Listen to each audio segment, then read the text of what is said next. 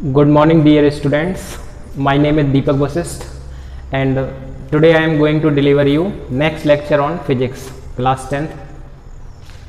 Chapter first शुरू किया जा चुका है, that is related to electric field and electric charge. And I have told you about the properties of charge. Charge remains conserved, charge remains quantized, opposite kind of charges attract each other, similar kind of charges repel each other. तो ये सब properties आपको याद हैं. Charge के बाद flow of charge को current कल के लेक्चर में हम लोगों ने बोला था. मैंने कहा था इन चीज़ों को अब हम लोग रिलेट करना शुरू करेंगे. रिलेट करने के लिए पहले आपको एक और फिजिकल क्वांटिटी पढ़नी होगी, that is potential. Potential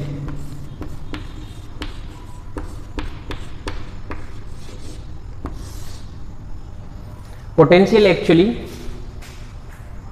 physical quantity है जो आपको यहां पे फर्स्ट टाइम डिफाइन की जाएगी. एंड पोटेंशियल एक सिंगल पॉइंट का तो होता ही नहीं है, एक सिंगल पॉइंट का होता नहीं है. तो फिर आप कहोगे सर आप डिफाइन क्या कर रहे हो, जब होता नहीं है तो क्या डिफाइन क्या कर रहे हो. तो पोटेंशियल एंड पोटेंशियल डिफरेंस, इसी के साथ हम लोग पोटेंशियल के साथ क्या पोटेंशियल एंड पोटेंशियल डिफरेंस दोनों चीजें कवर कर लेंगे तो क्लियरिटी आ जाएगी. So for defining potential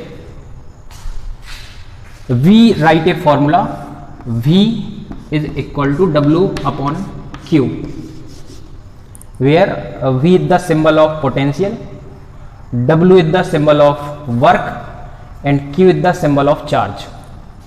So we let potential at infinite equal to 0. कोई अनडिफाइंड डिस्टेंस है काफी दूरी पे, वहां पे पोटेंशियल मान लिया हमने 0. अब एक कोई चार्ज है तो field around a charge in which another charge feels attraction और repulsion is called electric field of that charge.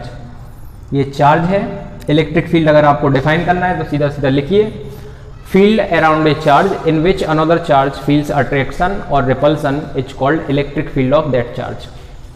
तो इनफाइनाइट से एक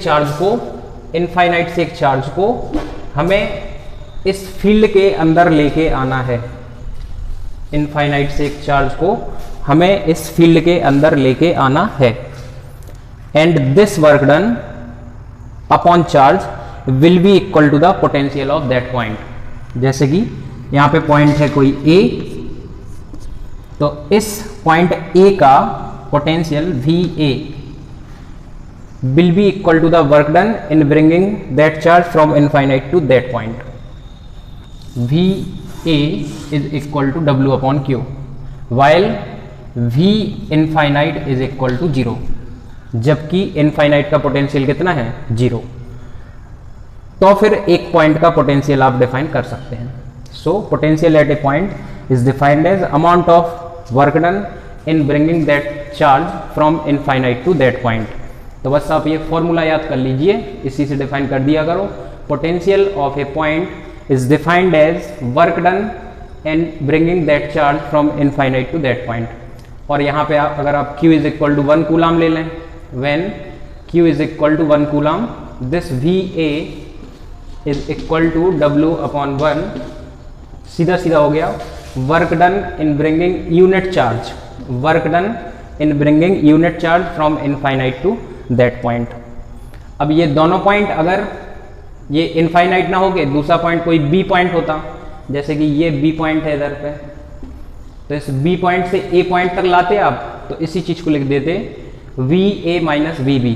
क्या लिख देते VA माइनस VB. जब आप B पॉइंट से A पॉइंट तक लाए या A से B तक, तो यहां मैंने B से A पे इंडिकेट किया है तो होता है last minus first, that will be VA minus VB.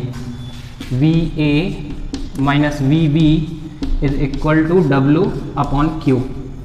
Q charge को मैं B पॉइंट से A पॉइंट तक लेके गया तो VA बाद वाला माइनस पहले वाला VB is equal to W upon Q. So this is called potential difference. The difference in potential between 2 points is called potential difference, and potential is defined as amount of work done in bringing that charge from infinite to that point when we are considering potential at infinite to be 0. अगर आप infinite पे 0 नहीं मानेंगे तो एक point का potential define नहीं किया जा सकता है। ठीक है, मैं ऐसी आशा करता हूं कि पोटेंशियल आपको समझ में आ गया होगा, और अगर नहीं आया है समझ में तो एक बार आप बुक से रीड करिए, फिर इस वीडियो को दोबारा देखिए, पोटेंशियल आपको निश्चित रूप से समझ में आ जाएगा। So after defining potential, potential is defined as amount of work done in bringing a charge from infinite to that point, and potential difference is the difference between potentials of 2 points. Unit V is equal to W upon Q.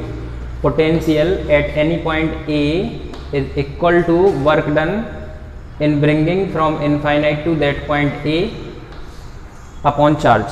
Okay, the unit of work is joule per coulomb. So unit of potential will be joule per coulomb or volt. MKS unit is volt, joule per coulomb or volt. It is a scalar quantity. Potential is a scalar quantity. इसमें direction नहीं होती है, it is a scalar quantity. तो अगर आपसे ऐसा कहा जाता है कि ये स्केलर क्वांटिटी है या वेक्टर क्वांटिटी है या इसमें डायरेक्शन होती है, तो डायरेक्शन तो होती है बट स्केलर क्वांटिटी है। कैसे? High potential to low potential हमेशा करंट फ्लो होगा। जैसे आपने देखा होगा वाटर कैसे फ्लो करता, वाटर फ्लो करता फ्रॉम हाई टू लो, ऊंचे से नीचे की तरफ।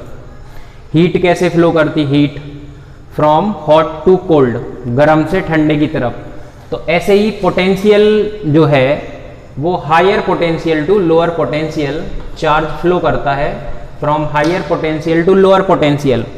तो इसमें फ्लो की एक डायरेक्शन तो है, स्केलर क्वांटिटी में ये आता है। ठीक है, तो आप लोग एल्जेब्रिक सम से जैसे 3 वोल्ट 4 वोल्ट को मिला के 3 + 4 7 वोल्ट लिख सकते हो।